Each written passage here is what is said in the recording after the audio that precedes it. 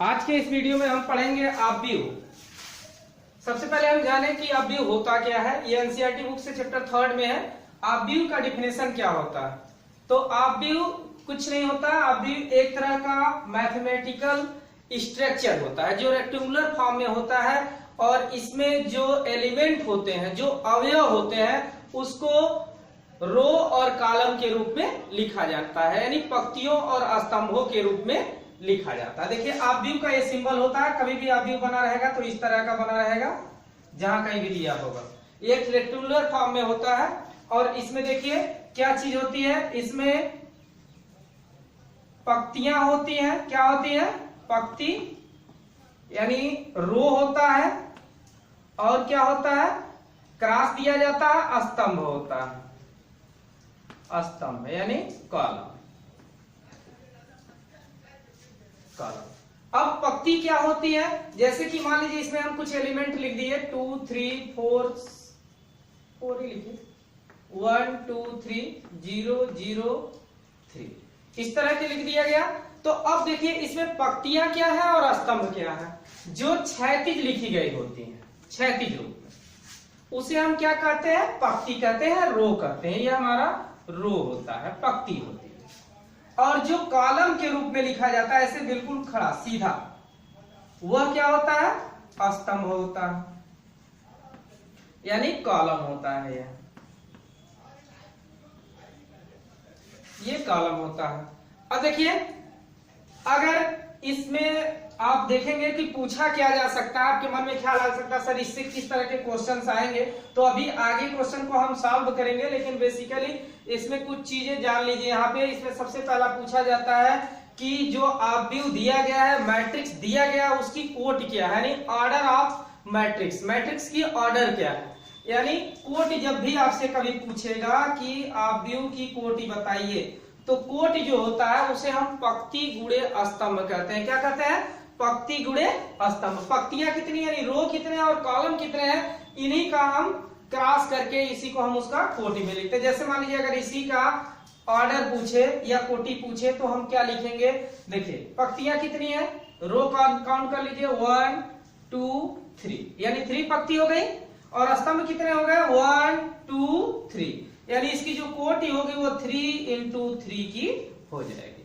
साथ ही साथ एक चीज और पूछता है कि जो अवयव दिया गया है उसके अवयवों की संख्या बताइए, यानी इसमें कितने एलिमेंट हैं। तो जब कभी भी अवयवों की संख्या पूछे जाएगी, अवयव यानी यहां लिख लीजिएगा अवयव के अवयव, एलिमेंट ऑफ मैट्रिक्स, वो क्या हो जाएगी? ये 3 into 3, यानी मल्टीप्लाई कर लीजिए, दोनों का गुणा कर लीजिए। 3 into 3 क्या हो जाएगा? 9। ये 9 जो होंगे वो इस मैट्रिक्स के एलिमेंट हो जाएंगे। एक और आपके लिए एक और एग्जांपल लिख देते हैं, जैसे 2 3 1 2। अब इसमें अगर इसकी कोटि पूछे तो कोटि कितनी होगी? पहले सबसे पहले देखिए इसमें पंक्तियां कितनी हैं, 1, इस तरीके से देखिए 1 2, यानी 2 पंक्तियां 2 हो गई, रो 2 हो गए। तो यहां पहले सबसे पहले पंक्तियों की संख्या लिखते हैं, फिर क्रॉस लिखते हैं। फिर उसके बाद स्तंभ देखिए 1 2, यानी 2 पंक्ति और स्तंभ भी कितना है? 2 है। तो 2 into, यानी पंक्तियों और स्तंभों का दोनों को क्रॉस करके लिखते हैं, वही उसकी कोटि हो जाती है। यानी अगर इसकी कोटि पूछी जाएगी तो 2 into 2 हो जाएगी। और अगर अवयवों की संख्या पूछी जाएगी तो 2 2 यानी 2 गुना 4 हो जाएगा आपका। तो इस तरीके से हम स्तंभ की कोटि और अवयव को समझ लिए, अवयव को समझ लिए हम किस तरीके से लिखते हैं। एक एग्जांपल और आपको बता दे रहे हैं हम, जैसे कि मान लीजिए 1 2 3 4, कुछ भी इस तरीके से दे दिया गया है। रूट भी डाल सकता है, यहाँ 0 भी लिख सकता है। अवयवों की संख्या चेंज होती रह सकती है, इससे आपको कुछ लेना देना नहीं।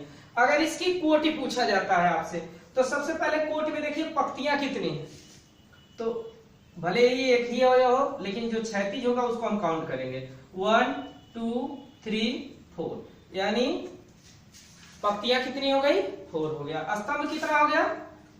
क्रॉस करेंगे और स्तंभ बिल्कुल एक ही है ना, तो 4 into 4। अवयवों की संख्या कितनी हो जाएगी? 4 में 1 का मल्टीप्लाई कर दीजिए तो कितना हो जाएगा?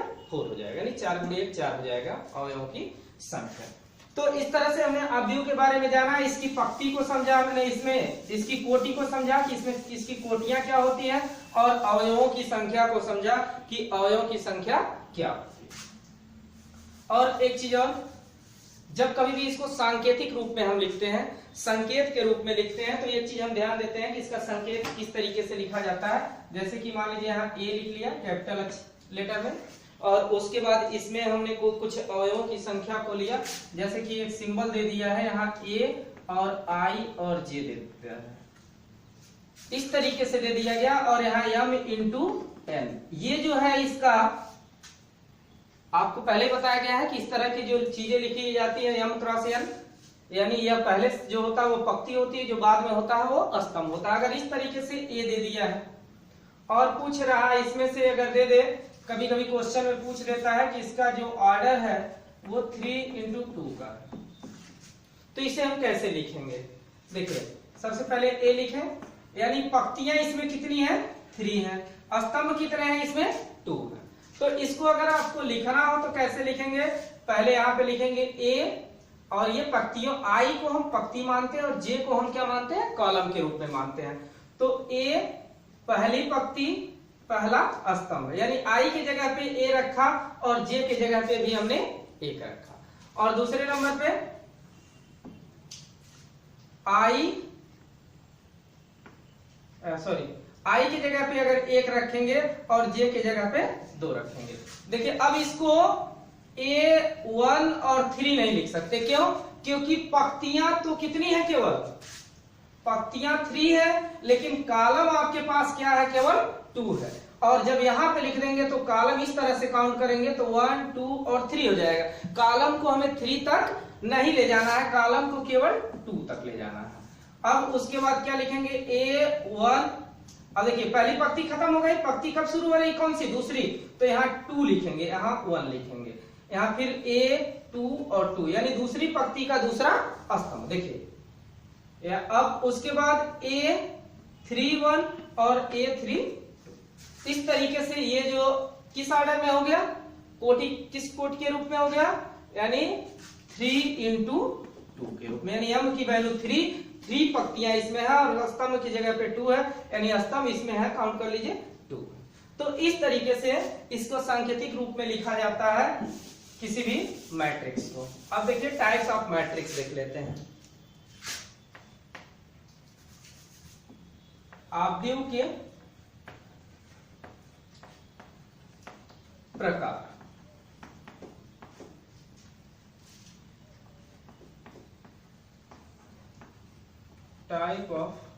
टाइप्स ऑफ मैट्रिक्स,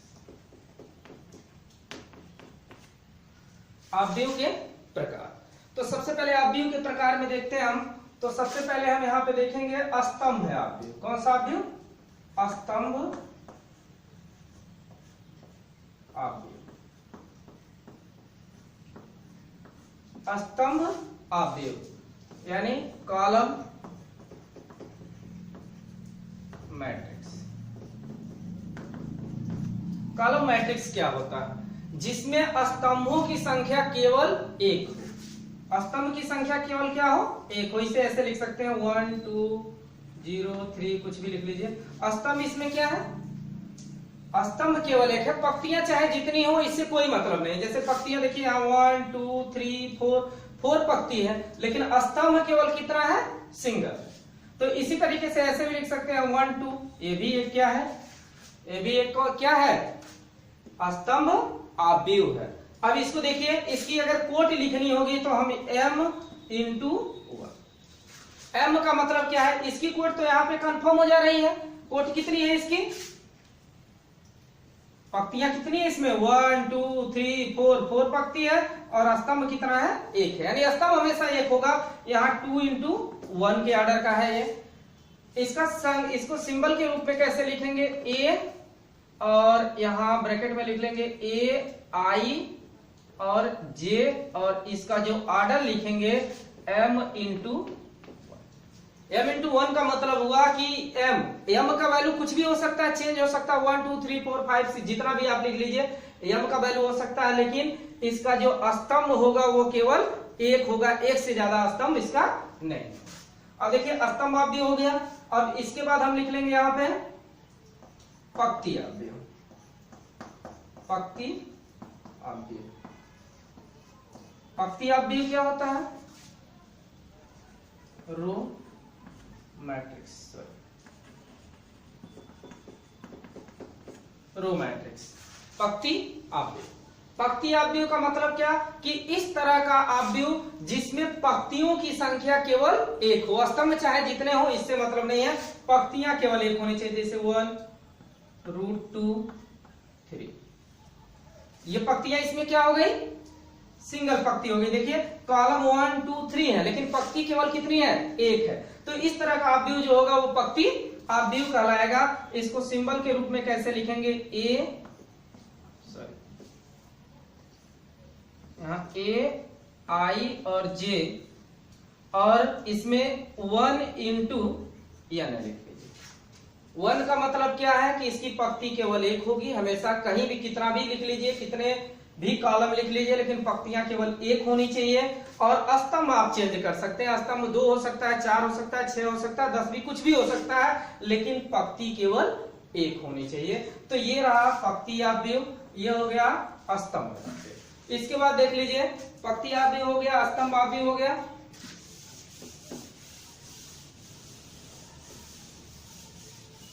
अब हम लोग पढ़ेंगे वर्ग अवयव। वर्ग अवयव,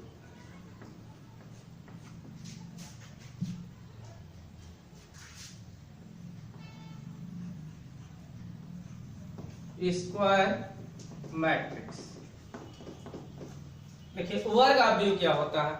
वर्ग नाम से ही आपका कंफर्म है, वर्ग यानी जिसमें पंक्ति और स्तंभ दोनों की संख्याएं बराबर हो, यानी जहां m इक्वल n हो जाए, वो क्या कहलाएगा? वर्ग अवयव कहलाएगा। जैसे कि एक एग्जांपल के रूप में लिख सकते हैं 1 3 2 1। इसमें देखिए पंक्ति कितनी है? 2 है, स्तंभ कितना है? 2 है, यानी इसका ऑर्डर जो है वो 2 इंटू 2, यानी m बराबर n। जहां जितना m की वैल्यू रहेगी उतने ही n की वैल्यू रहेगी, जितनी पंक्तियां रहेंगी उतने ही स्तंभ रहेंगे। जैसे कि यहाँ पे एक और एग्जांपल लेते हैं 3 2 1 0 3 2 0 1 2। तो इसमें क्या हो गई? पंक्तियां कितनी है? 1 2 3 1 2 3। तो दोनों तरफ से काउंट कर रहा है तो 3 3 आ रहा है, तो यहाँ 3 इंटू 3। अब इसमें m की भी वैल्यू 3 हो गई और n की भी वैल्यू 3 हो गई। तो इस तरह से इसका ऑर्डर जो आया वो बिल्कुल क्या आ गया? बराबर आ गया। या इस तरह का जो अवयव होता है उसको हम कौन सा अवयव बोलते हैं?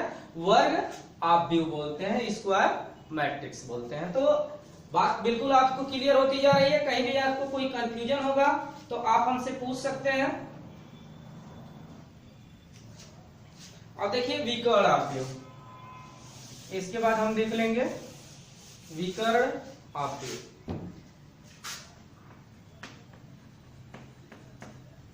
विकर्ण अवयव, विकर्ण अवयव क्या होता है? यहां लिख लेंगे डायगोनल मैट्रिक्स। डायगोनल मैट्रिक्स विकर्ण अवयव होता है कि विकर्ण अवयव जो होता है वो एक तरह का वर्ग अवयव ही होता है, लेकिन इसमें विकर्ण के अवयवों को छोड़ करके, यानी विकर्ण के जो एलिमेंट होते हैं, डायगोनल के जो एलिमेंट होते हैं, उनको छोड़ करके जितने भी एलिमेंट होते हैं सब शून्य होते हैं। कितने होते हैं? शून्य होते हैं, यानी 0 होते हैं। विकर्ण अवयव को आप देख लीजिए, जैसे कि इस तरह से कोई लिखा गया है 2 0 0 0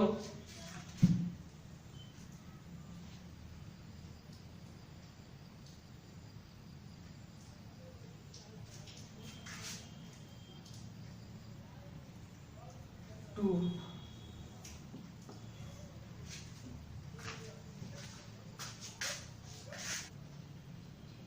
तो विकर्ण अवयव समझ में आया? यानी बाकी जितने भी एलिमेंट्स हैं वो सब क्या रहेंगे? 0 रहेंगे। केवल ये विकर्ण जो होगा, इसका डायगोनल जो होगा वही क्या कहलाएगा? वही क्या होगा? शून्य नहीं होगा। इसको इस तरीके से भी लिख सकते हो,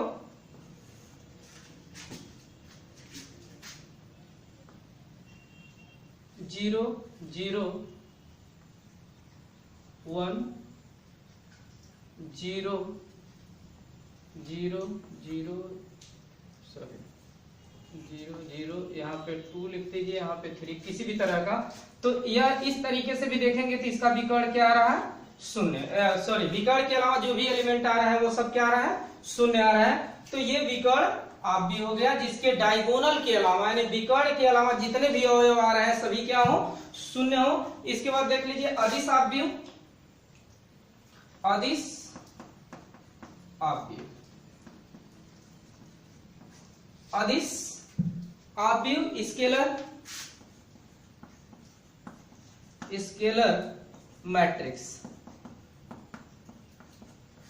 स्केलर मैट्रिक्स भी एक तरह से देखा जाए तो ये विकर्ण आव्यूह ही होता है। दोनों में डिफरेंट कितना होता है कि इसमें विकर्ण के अलावा सभी शून्य होते हैं, इसमें भी जो अदिश आव्यूह होता है इसमें भी विकर्ण के अलावा सब शून्य होते हैं। बशर्ते यहाँ पे आपको ये एग्जाम्पल, यही एग्जाम्पल मैं बता दे रहा हूं आपको, जो एग्जाम्पल ये दिया गया है इसी एग्जाम्पल से हम थोड़ा सा चेंज कर देंगे। इसमें ये क्या हो जाएगा, अदिश आव्यूह यानी स्केलर मैट्रिक्स हो जाएगा। इसमें आव्यूह जो होती है अदिश आव्यूह यानी स्केलर मैट्रिक्स में इसके विकर्ण जो डायगोनल होते हैं वो सभी सेम होते हैं, बराबर होते हैं। जैसे मान लीजिए यहाँ √3 दिया गया तो यहाँ भी √3 होगा, यहाँ भी √3 होगा। तो इस तरह का ये जो विकर्ण मिलेगा उनका बिल्कुल एक बराबर मिलेगा। जबकि इसके पहले हमने विकर्ण आव्यूह में क्या पढ़ा था कि विकर्ण में जरूरी नहीं है कि सभी क्या हो, बराबर हो, लेकिन अदिश आव्यूह में विकर्ण के अलावा सभी 0 रहेंगे। जैसे मान लीजिए विकर्ण आव्यूह में थे, लेकिन इसमें जो होंगे सब एक बराबर होंगे।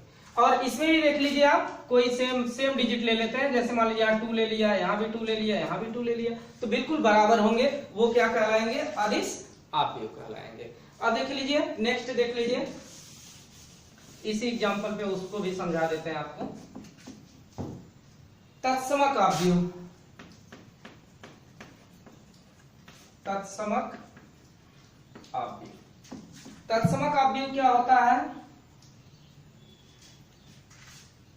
आइडेंटिटी। तत्समक आव्यूह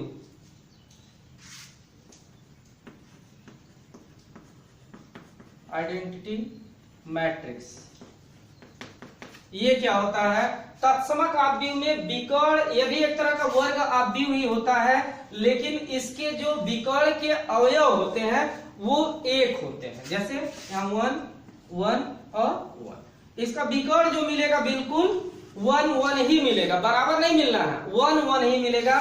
इसमें भी यहाँ 1 होगा, यहाँ 1 होगा और यहाँ 1 होगा। ये विकर्ण जो मिलेंगे बिल्कुल एक मिलेगा। उस तरह का आव्यूह जो होगा वो आपका तत्समक आव्यूह कहलाएगा। इसके बाद नेक्स्ट देख लीजिए 0 आव्यूह, शून्य आव्यूह यानी 0 मैट्रिक्स। 0 मैट्रिक्स क्या होता है, जिसमें अवयवों की संख्या 0 यानी कोई भी एलिमेंट उसमें 0 के अलावा कोई भी एलिमेंट न लिखा जाए वो क्या कहलाता है, शून्य आव्यूह यानी 0 मैट्रिक्स। जैसे कि मान लीजिए जितने भी एलिमेंट लिखे गए हो सब 0 0 लिखा जाए, चाहे 2/2 का हो, चाहे 2/3 का हो, चाहे 1/2 का हो, जितने भी ऑर्डर का हो वो सब क्या हो, 0 0 ही हो, 0 के अलावा कोई और अवयव न हो। तो उस तरह का आव्यूह जो होता है वो शून्य आव्यूह कहलाता। तो ये था अब तक जो हम लोग पढ़े ये बेसिक। इसके अलावा एक और तरह का क्वेश्चन आता है समान आव्यूह। समान आव्यूह, समान आव्यूह क्या होता है, जिसमें जो एलिमेंट जैसे मान लीजिए कोई भी आव्यूह दिया है 2 1 और यहाँ 3 2 दे दिया, तो एक और मैट्रिक्स अगर लें हम, सपोज करिए ए की वैल्यू है और यहाँ बी की वैल्यू एक ले लेते हैं, बी एलिमेंट ले लेते हैं आव्यूह, और इसमें भी बिल्कुल इसी तरह का जिस ऑर्डर में नंबर लिखे गए हैं और जो नंबर जैसे जो एलिमेंट जो जिस स्थान पे है दूसरे भी अगर मैट्रिक्स हम लेते हैं तो वह उसी स्थान पे, जैसे देखिए यह पहली पंक्ति के पहले स्तंभ में है, तो यहाँ भी 2 पहली पंक्ति के पहले स्तंभ में। यहाँ 3 को देखिए, ये दूसरी पंक्ति का पहला स्तंभ है, यहाँ भी दूसरी पंक्ति का पहले स्तंभ के स्थान पे है। तो इस तरह का कोई आपको अवयव मिलता है तो उसे हम समान अवयव कहते हैं। तो ये बेसिक कंसेप्ट रहा, इसको आप अच्छे से समझ लीजिएगा। इसके बाद से नेक्स्ट वीडियो में आपको 3.1 पढ़ाया जाएगा और उसको आप अच्छे से समझ लीजिएगा। अगर इसमें भी कहीं कोई प्रॉब्लम होगी आपको तो आप फिर से डिस्कस कर लेंगे।